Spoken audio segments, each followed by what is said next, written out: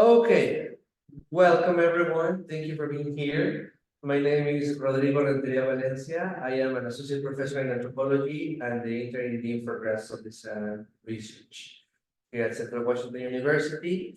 And with me, I have a set of amazing grad students that are going to lead the panel, Why Grad School?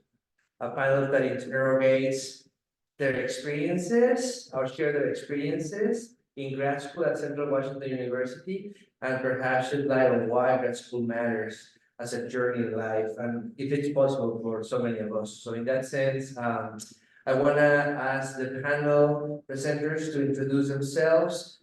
In this first round, we're gonna do 3 rounds of questions, and then we're gonna have time for questions and answers. The first question is gonna be asking the panel to introduce themselves, their program, their role in GSA, in the Grad Student Association, and the thing that they're passionate about here at Central in terms of grad studies. That it can be the community experience, the research, or just dimensions and aspects of the program that are fundamental to them and that have them here. So in that sense, we'll have the president first, Mariah Sebastiani, correct? Correct, all yours. Mariah, please. Hello, everyone. My name is Mariah Sebastiani. I am currently teaching English 101 and a TA, and I'm also finishing up my master's in literary studies with a teaching specialization right now. For my research, I just presented on it this morning, but I've been looking at catching up with some of my English 101 students and seeing what kind of information and skills they're actually using now in real life from English 101. So we call it transfer. So what's actually like transferring, not just what they remember, but like how are they using it? My passion is definitely teaching. I really care about the students. I'm very student-centered. I love pedagogy research. And so that passion has driven me both in my professional work here at Central, but also in my research as a grad student. And I'm going to pass on to my co-presidents. Hi, everybody. My name is Elizabeth Yanis. I am the current co-president of GSA, and I will be taking over for Mariah in a few weeks.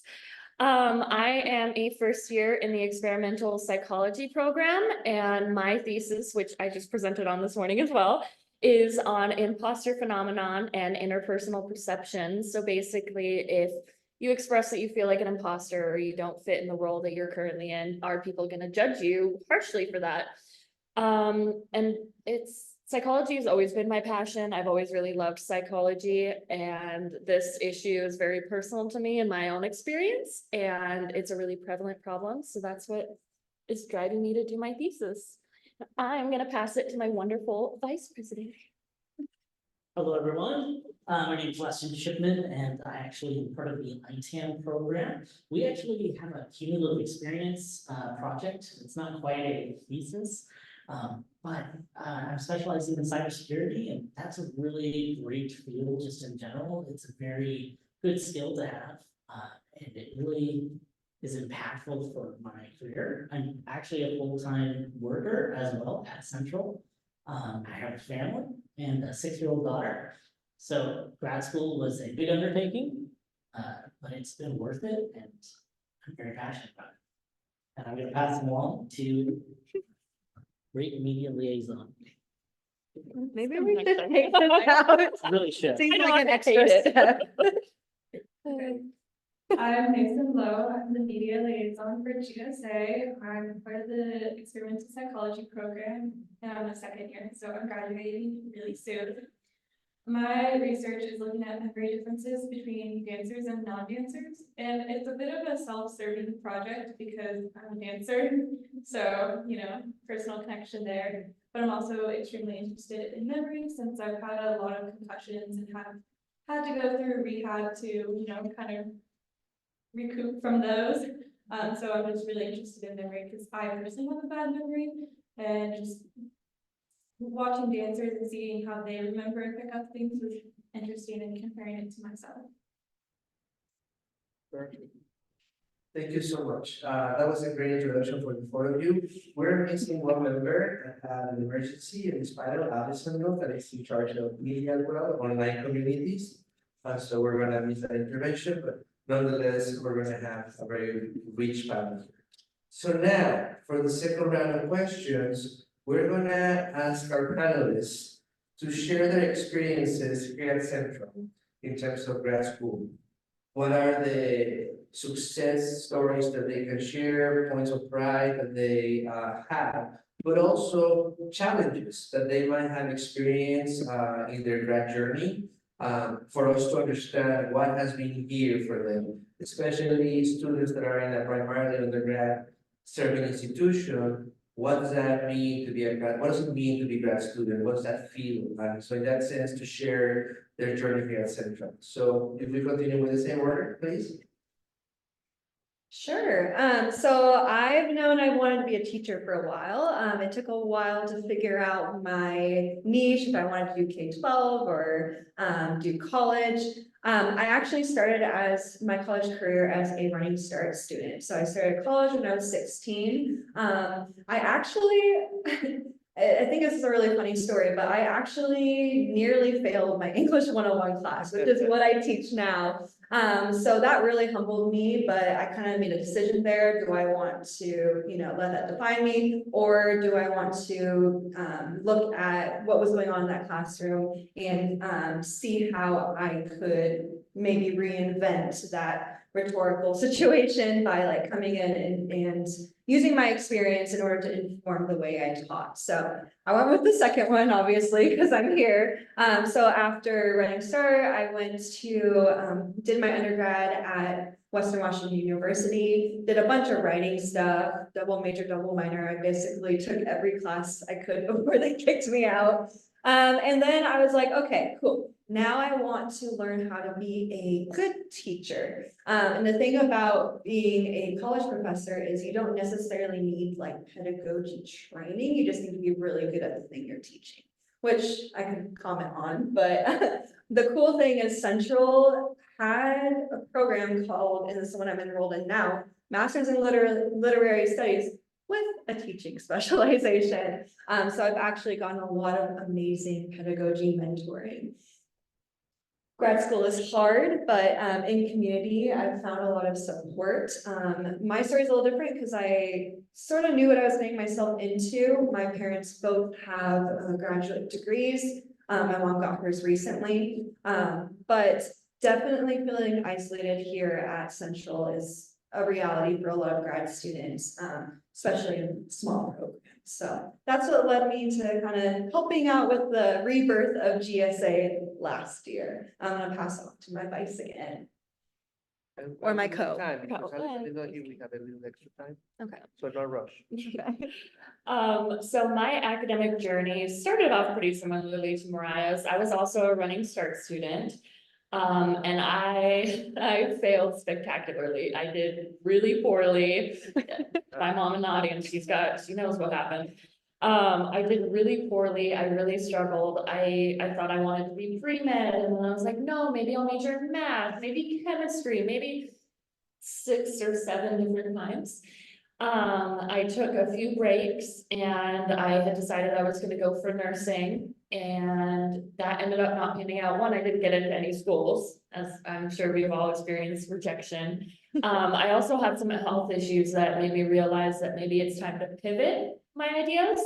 So I applied to Washington State University on a whim for their transfer deadline and got into study psychology, and the rest was history. I love psychology. It's the thing I'm most passionate about in my life. And it's been really amazing to find that passion, be able to share it with other people. Which brings me to successes and challenges in grad school. I think my biggest successes is just the amount of knowledge that I've gained over the last 9 months. And just being able to show people that I can do things that I was told maybe I wouldn't be able to do. Challenges, grad school's hard. I mean, grad school is very challenging. It was really difficult to go from this undergrad perspective of like, oh, there's always a right answer. There's always like a correct cut and dry to having to be okay with sharing my thoughts and my experiences and be okay with maybe this isn't the right answer because there is no right answer, you know? So that was really challenging and I got involved with GSA because I wanted friends. I didn't know anybody here. It's the furthest I've lived away from my family and I was really scared. So I found some amazing friends and got a community and it's been amazing. That's how it was. You'll notice some similarities between, Elizabeth's story and mine. Sometimes we have a competition to see how many times we switch majors. It's a lot. And I also did running start in high school. I was probably as bad of a student as you could be and still be able to do it. It was not a spectacular, C's or degrees, hopefully, not in grad school. Then I still didn't really know what I wanted to do right after high school, so I went straight to work. I definitely came from a family that discouraged college. Very much thought I should be just working and not worry about that. 2008 hit my family really hard, and actually when it started, I was living in a campground in a trailer for a bit. Cold showers, unless you had enough quarters. It was a rough time, but it really taught me to persevere, and I made the decision to go back to school when I realized how much money I was gonna be making as a manager and how much effort and work I was going to have to do at a Sprint store. And I just went all in, and it's been a long journey. I came to Central, because my future wife did, let's be honest. I was like, hey, it's not too far, I can get down to Central and you're going there, so it sounds like a perfect distance from my family. And ever since, it's been a slow realization of what I wanted to major in, a lot of pitfalls. But I stuck with it and persevered, and I ended up graduating and getting into the grad program for ITAM. And I think I had above 3.8 since at least, and it's hard, but it's been worth it, and it really has. My dedication to college has really transformed the trajectory that my life is going. And I can see it in my family members who have kind of fell into that trap of not doing anything. And I'm just really thankful that I took those steps. I wanted to join GSA specifically because I knew that my circumstance as a full-time employee with a family might be unique amongst some grad students. I really wanted to make sure that there was representation for my situation for the grad studies program. And I'm glad I did. I may be one of the older members of the group, but let me tell you, they make me feel young again. It's great. And they've been some of my best friends this last year, and I know our friendship's gonna go forward from here. So that is my answer.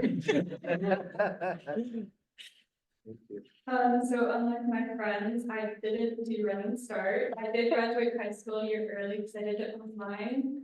But I was 17 and had no intention of going to college nor grad school. I had just gotten back from 6 weeks of training at a company school in Atlanta, and I was about to move to Utah.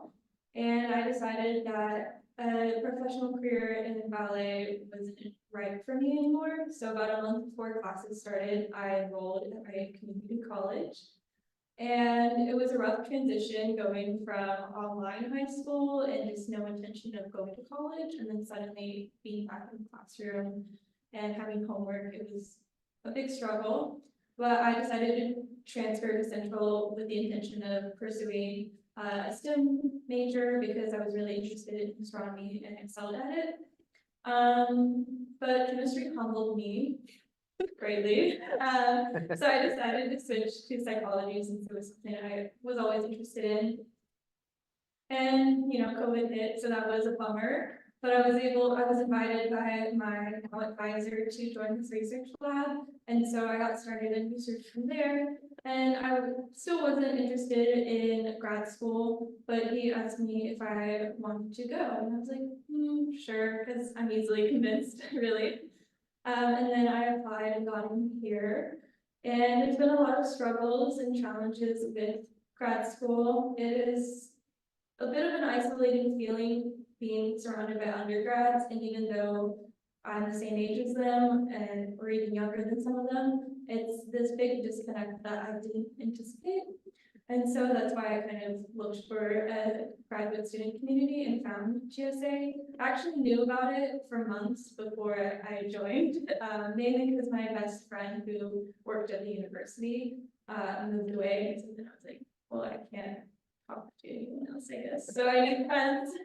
And yeah, it's been quite wonderful, and I'm really grateful to have met everyone here.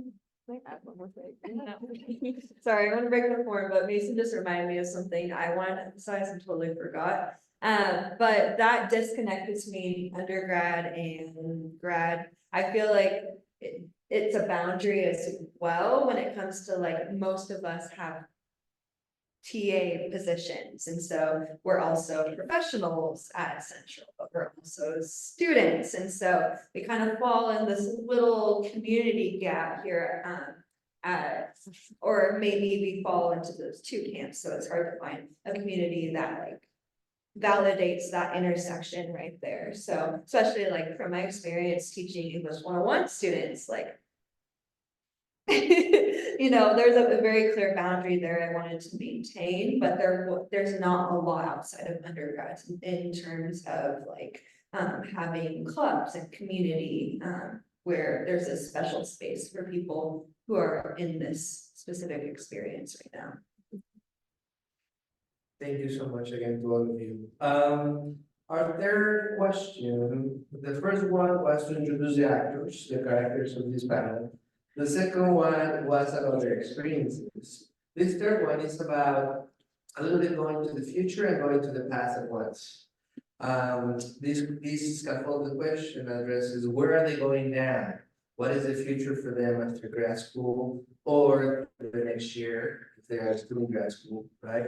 And what they expect of that, what they expect of the future, but also if now from this vantage point of these experiences, they had the opportunity to advise themselves a couple of years earlier, like what wish you would know, what wish you had known before going into grad school, what lessons now you would like to pass to a younger version of yourself.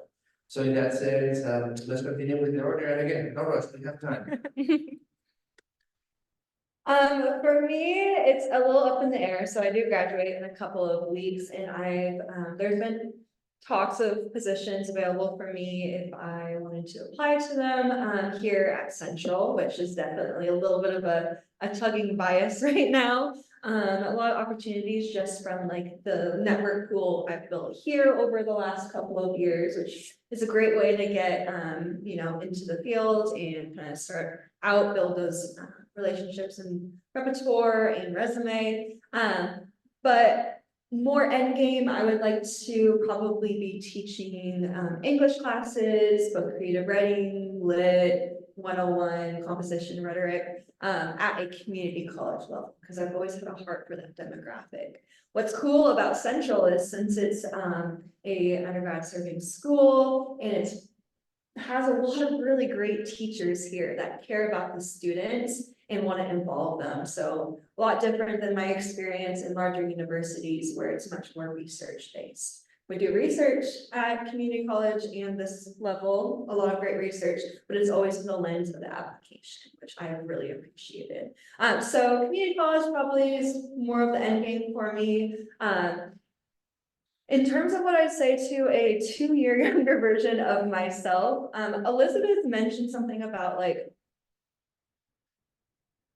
how an undergrad, you're kind of learning information and theories, and it's a lot more theoretical and less applicable. So in my undergrad experience, there was a lot of just information, and my job was to resuscitate for the most part. When you get to grad school, it's like you ask okay, what's the right answer? Like, I'm gonna ace this test, but if you have a good mentor, they will not lead you to one direct right answer. Your responsibility as a researcher is to negotiate, kind of what's out there and add your own elements. In grad school, we use this word transformation a lot. I've heard it a lot in the past year. It's been a bit of a buzzword I've been using. But what I've learned is that when you're actually like learning and internalizing things, it should affect your identity and transform you on a more personal level. So when I'm learning about pedagogical theory and like all of this research on how to be a good teacher, it's not just theory to me, it's something that I go and test in my classroom the next day. But that also takes a lot of vulnerability and being like, hey, what I'm doing is probably not the best thing. Like, let me be curious about how I can, you know, revise my processes in order to be more intentional and informed, and have students that are transferring ideas and then also feel safe and comfortable in your classroom. Here you go, Elizabeth. What is next for me after graduation? Well, thankfully I have one more year, so I have time to think about it, which I love, because I love to procrastinate. My hope is to get into a PhD program for social psychology and to continue my research on imposter phenomenon. Or just anything social psychology related, because I love all the things. If not a PhD program, then I would really like to teach, which, as we know, we can do at the master's level. So I would like to get a teaching position at a community college or maybe a university to teach and just pass on the passion to the next generation for psychology. What would I say to a younger version of myself? Honestly, I would say this to 16-year-old Elizabeth, just over 10 years ago, kind of scary. The first time I took a psychology class was AP psychology in high school. And I distinctly remember really loving it, like being excited to go home and study and read my textbook. And I didn't see it as a viable option though, because my teacher at the time told us that to do anything in psychology, you have to at least get your master's or your doctorate, and most of you won't make it that far. And I internalized that of like, okay, yeah, no, I'm never gonna go to grad school, I'm not grad school material. And wrong, obviously, here I am. And I wish I could tell the younger version of myself and anybody considering grad school or even an undergrad that like, I believe that everybody is well suited for graduate school. You just have to have the passion and be willing to learn and put the work in. But I think it's a lot more accessible than most people recognize, because there's so much support, like everybody here is here to support us and help us through, because we all understand how hard it is. And in terms of why graduate school matters, I really have to second what Mariah said, it's transformational. I remember reflecting at the end of my first quarter, which feels like a lifetime ago, that I don't feel like the same person anymore. I've grown a lot more confident, much more self-assured, and much more passionate. I feel like I get more passionate every single day. There you go. Thank you. Okay, so I'm currently working as a financial systems analyst. And I want to eventually move into a position where I can have a team instead of just be siloed as myself, I guess you could say. I enjoy the group dynamic and I enjoy seeing projects completed together. And luckily, the ITAM program has, I think, some of you, had a lot of case studies and group work where you have opportunities to lead projects. I've taken them up, and so far so good. Not gonna lie. Got some big night. So I would say that that's kind of my trajectory, is to get into a management type position or directorship in the future. This degree will directly go towards that. If I can talk to a younger version of myself, it's sometimes very difficult because I really am proud of where I've come from. Because I definitely took steps to get out of a cyclical situation. poverty, I believe, and it's hard to, you know, I made mistakes, plenty of them, but it's always hard to look back and think, man, I shouldn't have done that, because what I did led myself here. However, I will say that I think giving myself encouragement to pursue those passions and what I'm just curious about, and not to just be afraid that you can't do it. Just do it. If you're interested in it, try it. And that's okay. If you decide you don't like it, just don't let anyone tell you you can't. So that's what I would tell myself. Yeah, and I think the graduate school aspect of it, I think would have never thought I would have been in graduate school. Luckily, I work here at Central, but there's plenty of us that have state positions that have opportunities to take part-time classes and get paid for. And I would really recommend anyone who's online watching, or if you're in here, to look into those options, or if money's a factor. I know it was for me. And it's really, you know, really rewarding experience.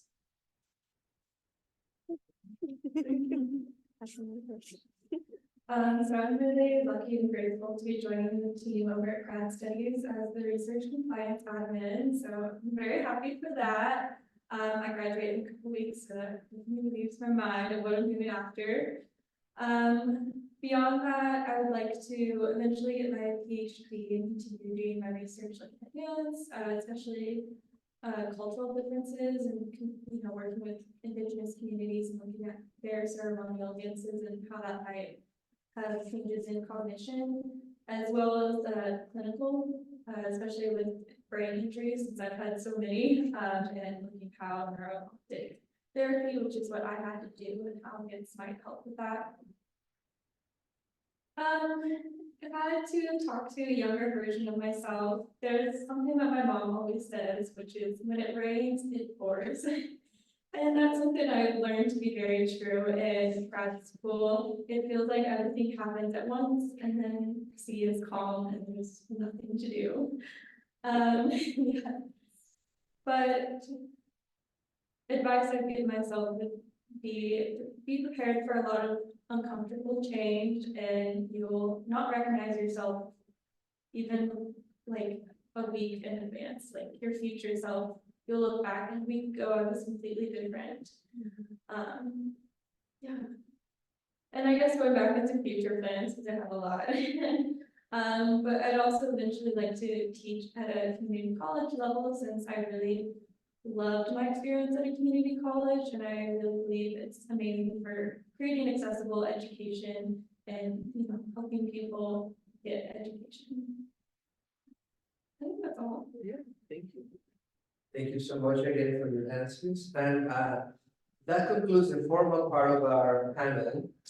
However, I wanna, considering that we have a few minutes, I wanna really stop for a second and mention how listening to you all, how the experiences that you share, the passion, the troubleshooting, the growing, the transformation that you share with me, remind me of my own journey as a grad student, but especially that dimension of finding in this very isolated, intense experience, resilience in community. And in that sense, to really praise the work that you all have done as a graduate student association, to really create community among yourself and find friendship that transcends your disciplines. I think that goes a long way. And so in that sense, I know you're all busy, you're all grad students with intense journeys, and nonetheless, all of you have put together activities like these and many others, right? That like open the possibility for you and other students to actually find that community, that resilience, that transformation in a more collective way. So all power and recognition to all of you for doing that time, that dedication, and for the dedication and that passion to also find friendship here. And so just very quickly, and to wrap it up, as a panel, I have a spontaneous question, which is, can you share what are some of the most beautiful things that you experienced as part of this community and graduate association? Some fun stories Okay, appropriate for that kind of thing. well, we have to start with the blanket fort, right? Obviously. So what we found is that, we didn't really have even a physical, not just like a social space, but like a physical space for grad students and us to meet and come together. And so, we've actually used my office in Samuelson this last year. And it started out as little study halls, meetings and stuff, and transformed into bringing a we in there, doing study methods where we would all co-study together for a bit, and then play a game together, or even stay late in Samuelson and building a blanket fort. So there are kind of just like the smaller, like Weston saying that we all feel like young together. Like I'm in grad school and obviously I'm getting older and I'm learning more. But I've also this was one of the most amazing times of my life, honestly. And what I really think it's amazing that I kind of expected for in grad school to have a cohort and only be talking about English all the time and to be super hyper focused. But even though there's not a ton of people in my program, I do have that. But what I've learned from people in ITAM and psych and it's just been so interesting. We also have a friend, Nate, who's in Computational science. computational science and does crazy research, but the way we are all curious and encouraging about each other's work, it's so inspirational to have someone not even in your field be like, oh, wow, that's amazing. Can you tell me more? So all of those moments where we've engaged each other's curiosity have also been really beautiful. Thanks for both mine. What was the question again? I'm sorry. Stories about GSA. Stories about GSA. I really want to second what Mariah said. I love the transdisciplinary community that we've created. So we all get to learn from each other and enjoy each other's passions.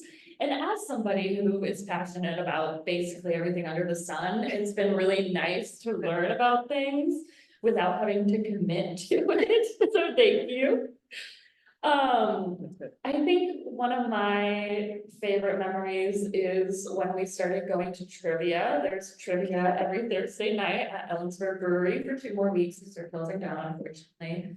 But that's kind of where we all became friends, realistically. We saw each other out and about and at meetings, but when we started going to trivia every week, we formed a camaraderie and we would laugh and joke and scroll through our phones and pick random pictures and tell stories about them from 5 years ago.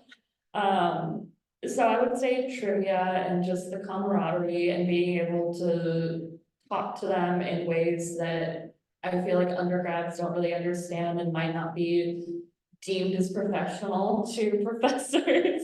If, we had a really cruddy day and we just needed to vent about somebody in our cohort or a professor that made us cry, personal experience here.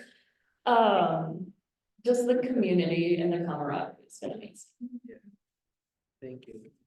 Gosh, I'll second the trivia. I think that was a great experience to really start to get to know everybody. Nothing brings you together like mutual stupidity. You're sitting there on the table with grad students and you're getting everything wrong. It's a bonding experience. There's a few topics, and I think right at the beginning, we got into some urban topics that we ended up thriving, and we got really into. And we got a Harry Potter trophy. Yeah, we did there was the whole Triwizard Cup tournaments where we had to come 3 weeks in a row, and my gosh, we were so dedicated to that. On top of our studies, and we brought that trophy home. It's sitting in wherever our GSA space will be next year. So that will be also. Yeah. It's those moments that I think I didn't expect to have. But because we've been able to come together and try to figure out how we can make graduate school better for all graduate students and continue that trend, but also taking that relationship that we've made with people and inviting them to things outside of campus and to experience life with other graduate students. And I think it's just gonna be, it's gonna be hard to lead that. I'm actually now fully online, I'm no longer in Ellensburg as of last month. But we connected and we started to cultivate a good online community that I feel like we haven't lost that. I still miss being physically here for trivia nights, especially since they're dwindling down. But I'm sure we're gonna do another event like the Cornerstone Pie, and I think, I don't know, I'll be here next year, and I think I'm gonna pull Elizabeth on to make sure we have consistent trivia nights somewhere. I don't think so. There's no going back. Thank you. Good one. The overall thing that I really love about GSA is how wholesome the community is and the support. I come from a very competitive, like, background, I guess, where everyone kind of wants to undermine each other and they talk about each other behind their back. And it wasn't until probably the last 2 years that I've started to find communities where that wasn't happening. And so it was a bit jarring for me to like come here and not feel like I was like competing against my peers, and like I felt comfortable sharing my accomplishments with them because I didn't feel like it was gonna be thrown back in my face. Specifically, I would say some of my favorite memories is doing fitness martial videos. Doing little dance exercise videos that we Samuelson that we and would two in the morning. do in Ryan's office late at night, typically between studying, so. If you haven't done it, I highly recommend it, especially the Peaches one. By Jack Black, yep. From the Marvel movie. Thank you so much. Thank you for that. Okay, so we have a few minutes for questions from the audience that you have for our panelists. So I'm gonna open the floor for any of you that might have a question, a comment for these wonderful students.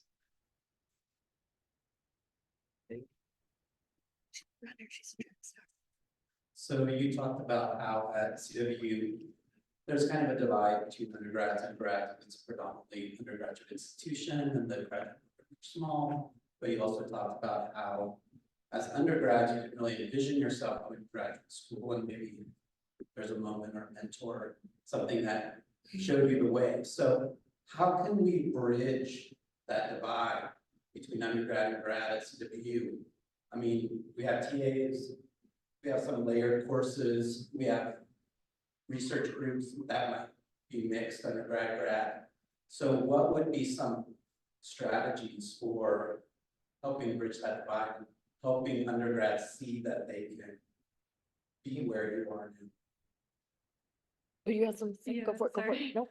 I would say, like having grad students meet with undergrad students before I entered a grad program. I'd never met a grad student in real life. I guess my brother was one, but he doesn't count. So, and I was also a GA, I guess I still am, but a lot of students don't know about grad school, or it just seems very out there, like it's not something possible, and like, even when I was envisioning, like, what are grad students like, I guess I was envisioning people a lot older than I am, which is sometimes true, but we're just like very nerdy people, so. That's I also guess- true. I am also nerdy, so that's like, but I just never saw grad students that I was like, oh, that's like me, or I can relate to them. And so I feel like having more events or more opportunities for current grad students to meet with undergrads would kind of bridge that gap, because it shows them that I can see myself going to grad school because there's someone who looks like me or has a similar story to me in grad school, and that, I don't know, makes it seem more attainable. Yeah, so what I think is very similar to Mason, I really want to do more events like this. but hopefully with more undergrads next time. No offense to the audience, I'm so glad you're here. And maybe even events like this, but more specialized, so having some of the English grad students go talk to the English majors, or, you know, psychology, that sort of thing. And additionally, just classroom visits, I know we do class visits in site a lot. And just talking to them, having an open conversation, being open about our experiences, I think that's really important.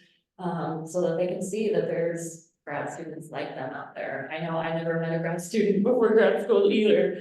And I had all these PhD professors, I was like, whoa, you're like way out there, that's crazy. But having an honest conversation about, I'm, you know, first generation student, I'm technically fortunate, I don't know.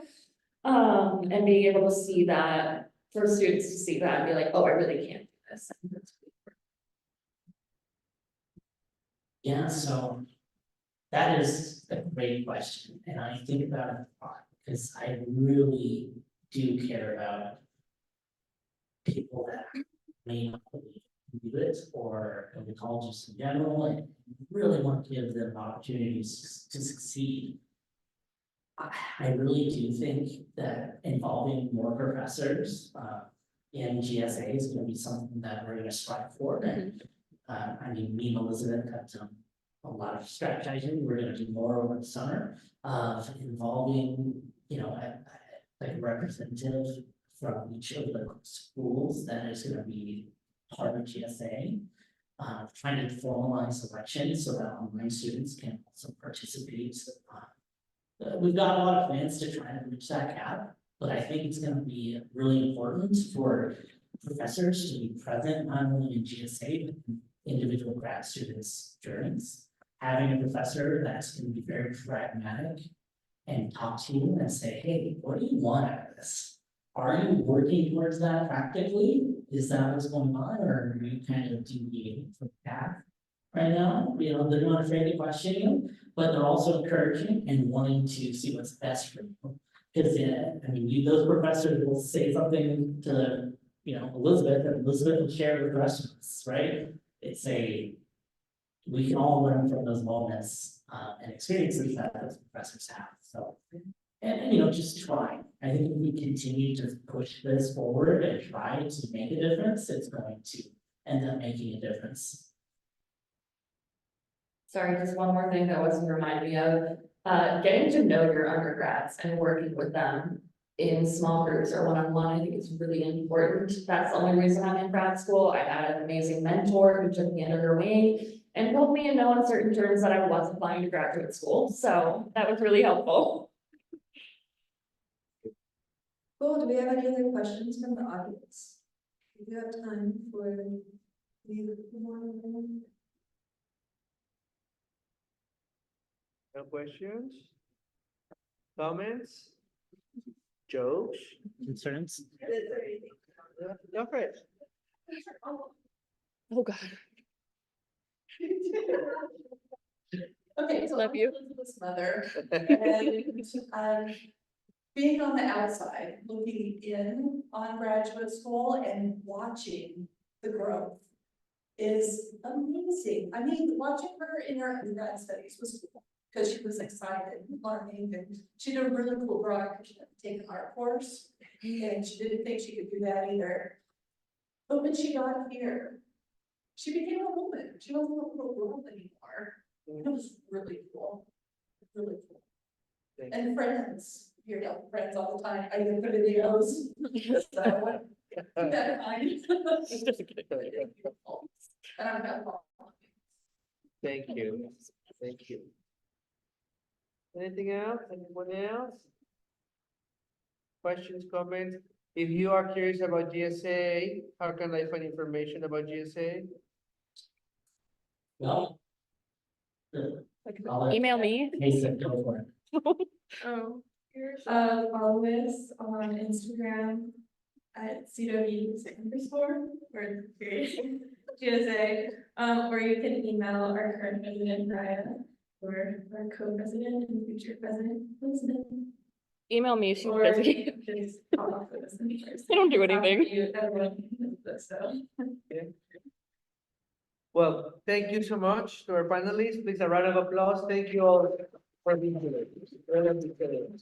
Thank you, thank you, thank you. Yeah, see, trying to get it back in is so hard. And happy sourcing. Happy Thank you everyone for being here. Really appreciate it. Thank you. Thanks for coming, Good job. Luke. I don't know who you are, but.